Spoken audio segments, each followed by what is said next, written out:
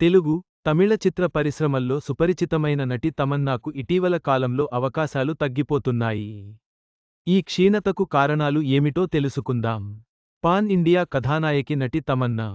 తన 15వ ఏటనే నటిగా రంగప్రవేశం చేసిన ఈమె తొలుత హిందీ చిత్రంలో నటించారు. ఆ వెంటనే తెలుగు, తమిళం భాషల్లో అవకాశాలు వరుసకట్టాయి. అయితే మొదట్లో గ్లామర్నే నమ్ముకున్న ఈ బ్యూటీ చివరి వరకు ఆ గ్లామర్తోనే తమన్నాను స్టార్ హీరోయిన్ను చేసింది. మధ్యలో తనలోని నటనకు పదును పెట్టే పాత్రలు వచ్చినా అవి చాలా తక్కువగా పరిమితం అయ్యాయి. తమన్నా కూడా వాటి గురించి పెద్దగా పట్టించుకున్నట్లు లేదు. ఇక అప్పుడప్పుడు ఐటమ్ సాంగ్స్తో అందాలను వెండితెరపై ఆరబోస్తూ కుర్రకారు హార్ట్ బీట్ను పెంచేస్తూ తన క్రేజ్ను మరింతగా పెంచుకున్నారు. అలా ఐటమ్ సాంగ్స్కు స్పెషలిస్ట్గా ముద్ర వేసుకున్నారు. అయితే కథానాయకిగా తమన్నా 2 దశాబ్దాల మైలురాయిని అవలీలగా టచ్ చేశారు.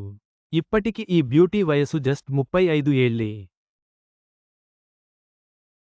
మొన్న జైలర్ చిత్రం, ఆ తరువాత హిందీ స్త్రీ 2 వంటి చిత్రాలలో తమన్నా స్పెషల్ సాంగ్స్తో ఇరగదీశారు.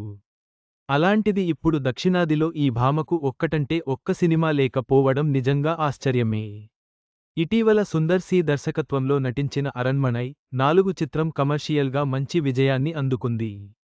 ఆ తరువాత కోలీవుడ్లో మరో అవకాశం రాలేదు. ఇదే విధంగా తెలుగులో విభిన్న పాత్రలో నటించిన ఓదెల 2 చిత్రం పూర్తిగా నిరాశపరిచింది. దీంతో అక్కడ మరో అవకాశం రాలేదు.